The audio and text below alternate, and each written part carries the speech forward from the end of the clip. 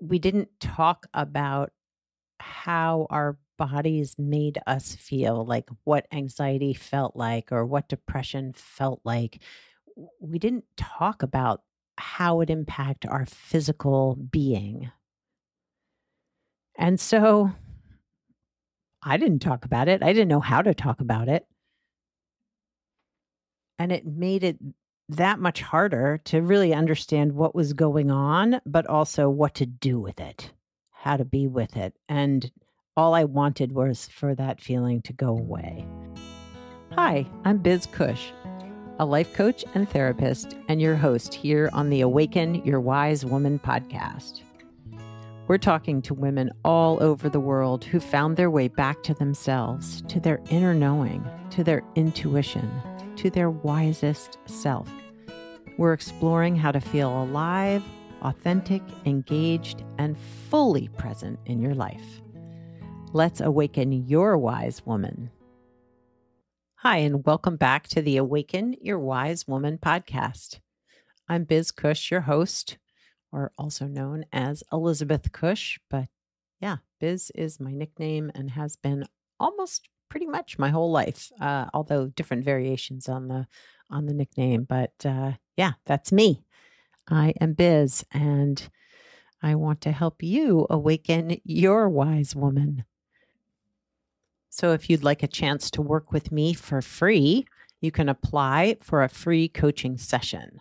I'm taking applications through the end of February of 2022, and you can apply and maybe you'll get picked. Maybe you'll get to work with me for 90 minutes on a topic of your choice. Maybe it's a life transition. Maybe it is working on being more compassionate with yourself. Maybe it's about learning how to recognize and empower you to have healthier boundaries. Maybe it's around learning how to really tune into yourself so that you are taking the best care of you and allowing your intuition and trust in yourself to flourish and grow. I would love to work with you. I hope that you will sign up. So if you go to elizabethcushcoaching.com, you can find the link in the banner of the homepage. So on a mobile device, it says right there, apply for a free session. On the webpage, if you're using a computer or I don't know what it looks like on an iPad, but on a computer, there's a link that says apply for a free session. So if you're interested, please fill that out. Limited time only. Again, it's a 90-minute deep dive session with you on a topic that feels important to you. And if you've applied, you will be hearing from me shortly. I have been having some glitches with my email responses that were supposed to automatically get triggered when you signed up. So if you don't hear from me, it does not mean your application didn't go through, but do look in your spam folders.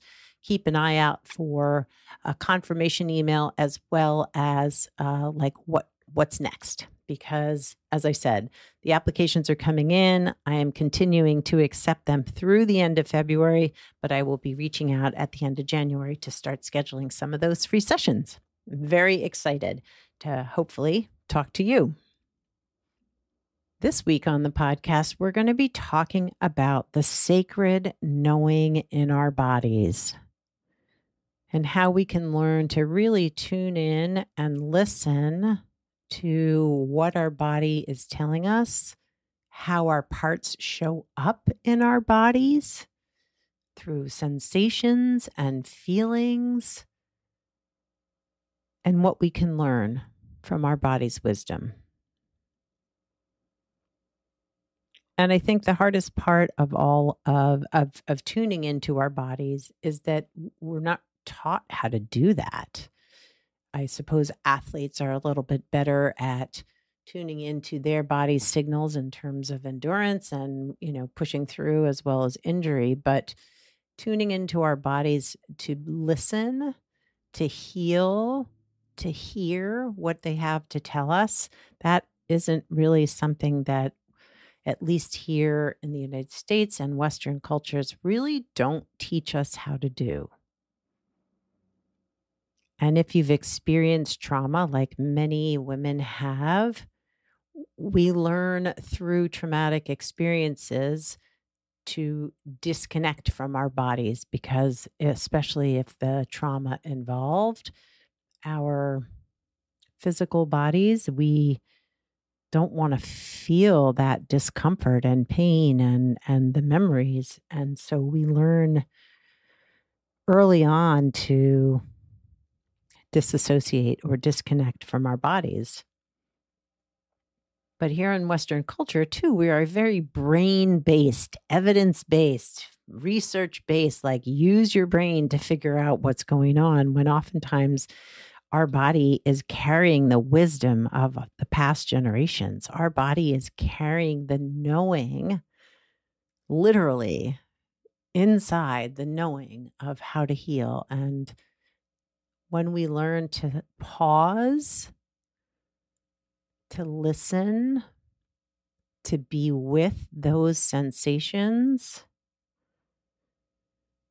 it builds trust within ourselves. It helps us tap into our intuition on a deeper level, but it also can alert us to parts that are getting activated or feeling wounded or needing to take control. So for me, through the internal family systems work that I've done, the training and the therapy, I'm recognizing that for me, my parts show up very physically. They show up as sensations, as feelings in my body, as whether it's pressure or heat or discomfort.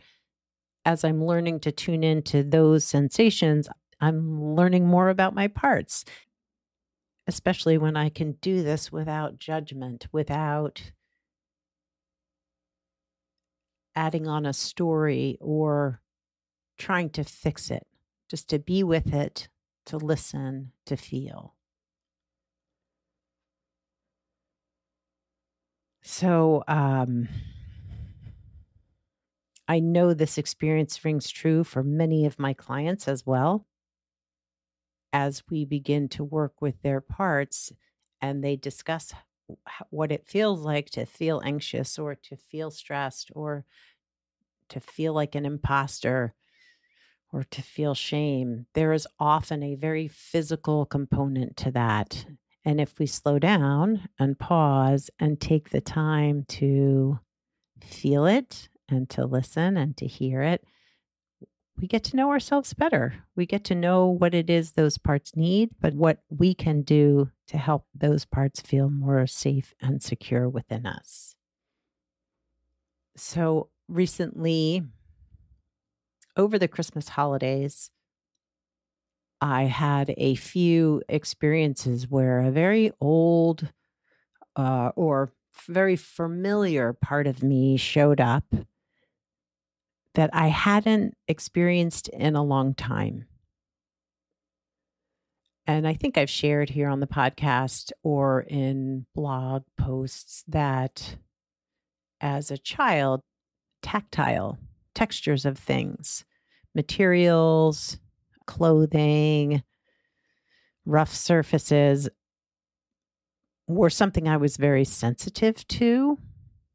And if a particular article of clothing was either too rough or too loose, that it just didn't sit right on my body, it almost felt as if being in my own skin was torture. I think I described it to my therapist of like this sense of just wanting to shed my own skin. And I know that this experience and these feelings happened often as a young kid. Like I would make my mom tie my shoes really, really tight so I could feel if I was wearing like sneaks or whatever, Oxfords, like I could feel my foot being held by the shoe, or wearing a dress if it had a tie around the waist, which often my dresses did. Like if it wasn't tied tight enough, I got that skin feeling, that sensation of being in my own skin was torture. And looking back, I think my body was looking for a sense of safety and security, and loose clothing triggered this sense of unsafety because my abuse was directly associated with that. But as a young child, I didn't know how to handle that. I didn't know what to do with that feeling. I didn't know how to describe it, or even if what I was feeling was something I could share. What I could do was complain, say my shoes weren't tight enough, ask my mom to tuck the bedclothes in tighter and tighter, but I couldn't describe why because I didn't really understand because I was too young. I didn't know what was happening inside. I just knew I just needed to feel contained and held. And I think as I grew older into teenage and college years, I found ways to numb the feeling through substances, alcohol, dissociation, just not even tuning into my body at all. And what made it doubly difficult, even harder, was that no one I knew talked about body sensations. No one in my family, my friends, we didn't talk about how our bodies made us feel, like what anxiety felt like or what depression felt like. We didn't talk about how it impacted our physical being. And so I didn't talk about it. I didn't know how to talk about it. And it made it that much harder to really understand what was going on, but also what to do with it, how to be with it. And all I wanted was for that feeling to go away. And as I said, this popped up for me again around Christmas. So we'll get to that in a minute. But it was a surprise because I hadn't felt this sensation in a long time.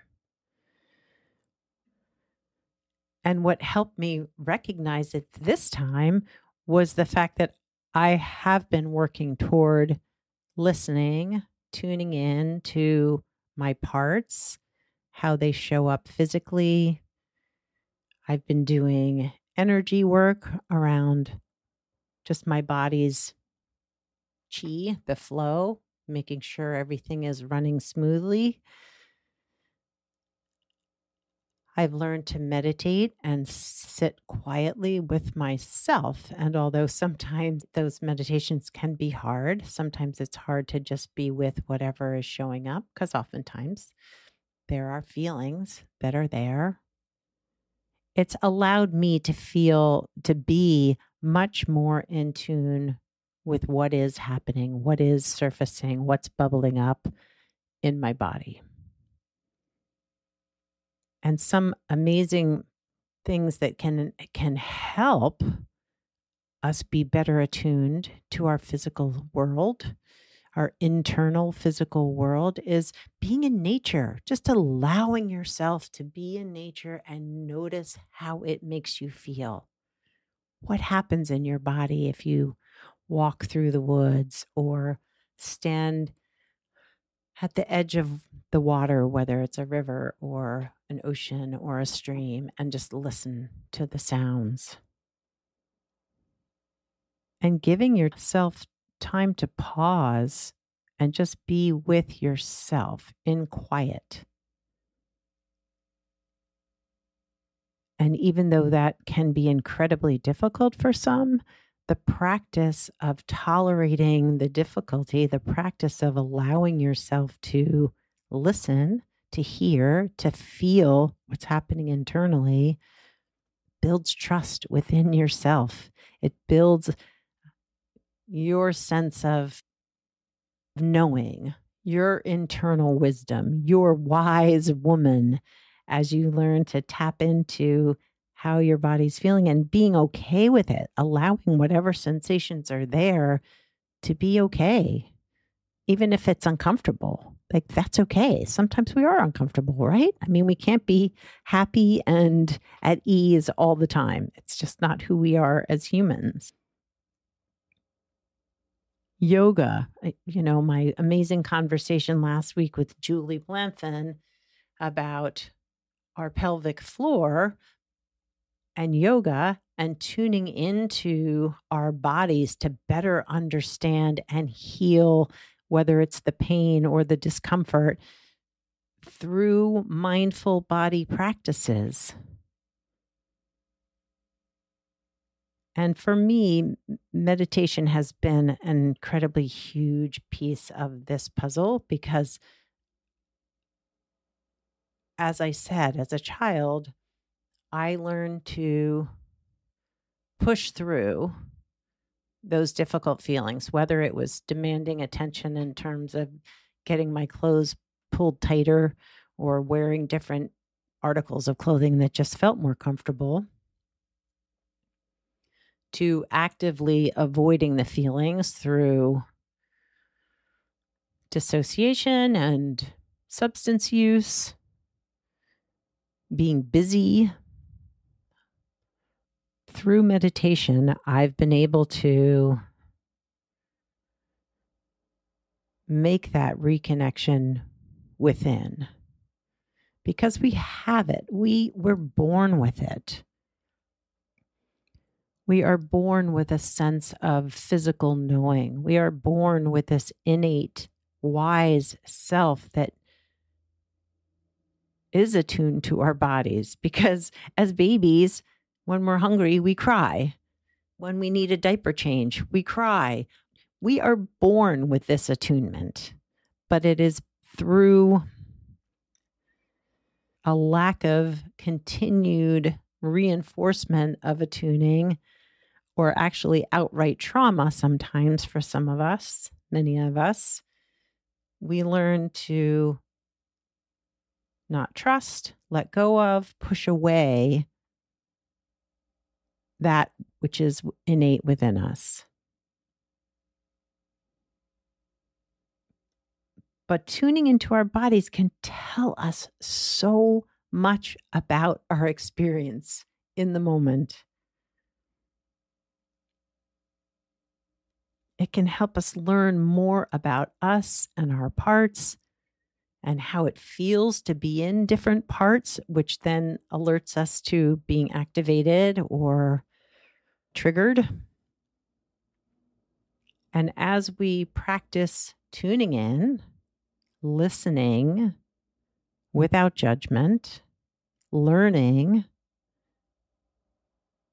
it helps us build the trust within. It nurtures our intuitive nature and our feminine energy. So, as I mentioned earlier, this really uncomfortable, get me out of my skin feeling came up again around the holidays, around Christmas. And one particular time comes to mind right now. I know it happened a few times over the holidays, but one particular time was, getting dressed to go do something. So I was putting on clothes that were not what I consider my comfy clothes. And for whatever reason, the fit, the material, how it felt hanging, how the pants felt, how the sweater felt hanging on my body triggered this feeling of my skin felt uncomfortable, that I didn't want to be in my skin. And it was so quick. It was so instantaneous that it literally made me pause. I stopped. I took a deep breath. I allowed the sensation to fill me up, to know that I was with it. And I actually walked over to my full-length mirror and I took a moment and looked at myself. I paused. I saw me, this this 61-year-old me in the mirror looking back at me. In the past, this uncomfortable feeling would have left me running for my closet, taking off my clothes, trying on multiple outfits until my body felt more comfortable, more at ease, where I felt like I could be in my skin. But today, these days, now I'm able to recognize this feeling as a sensation from the past, that something had been triggered from an old wound, and stepping in front of the mirror, looking at myself fully, seeing myself in the clothes, knowing that whatever that feeling was, it was from another time and that I was safe and okay, allowed the feeling to just flow through and move on. And I was okay. And I don't think I could have done that without the work of becoming more mindful and present with the sensations of my body. But it was a point of knowing. It was a point of remembering. That was really powerful. And I was able to meet it with some surprise and curiosity, to be like, I wonder why now. And in that moment, because there was a time constraint, I wasn't able to fully explore what it needed me to know. But I was able to process with my therapist later and sit with that sensation of knowing, like, okay, I saw you. I felt it. I know that part was showing up for a reason. And I think it had something to do with, like, I had a wool sweater on and very loose fitting pants. And as I said, the lack of containment for me in years past had been a struggle. And I think perhaps I was feeling kind of pulled in different directions and not really very grounded. And that may have been it. So I'm still processing what was going on, but I listened. I didn't judge. I allowed it to be there. And as I said, it passed. As I sat with myself, looking at myself, recognizing that I was safe right here, right now. I am safe. It passed. It was really powerful. It was a very, very powerful experience. And I know it mattered that I gave it space and I allowed it to come in and tell me more if it needed to. And I know that next time when it shows up, because it probably will, I will create the time and space to explore it further and get to know it a little bit better. Well, I hope that you will tune into your bodies this week. Listen, pay attention, be with, even if whatever the messages aren't clear in the moment, just allowing whatever you're experiencing to be there without judging it.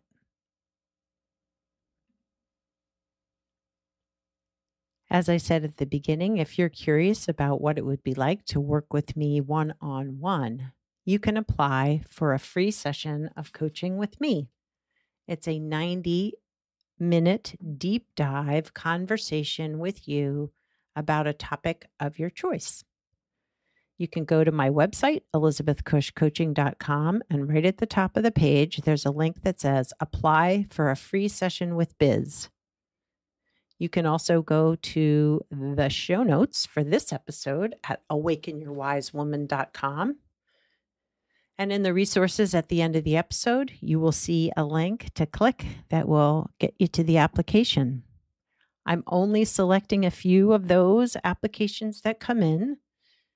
And though I will be reviewing them over the next couple of weeks, but the application process is open until the end of February. So you have time. You have up until February 28th, 2022 at midnight to apply. So I hope I hear from you. I would love to work with you.